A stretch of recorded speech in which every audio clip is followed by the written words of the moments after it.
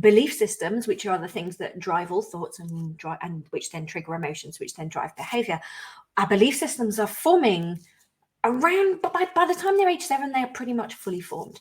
Now, there are things that you can do. I mean, there is so much work in personal growth, but I genuinely think that personal growth, the world of transformation and personal growth, is going about it in the wrong way. We spend so much time as adults trying to undo and heal or undo the negative stories or limiting beliefs that are keeping us in a cage. Whereas actually, if we flip it to the other way and look at it being about being hugely intentional in order to create a lens that is going to create positive stories, positive self-image, positive feelings of self-worth, then the belief that you are worthy is already installed. And that is why I specifically work with parents of under 7s, because this is where we have the most impact.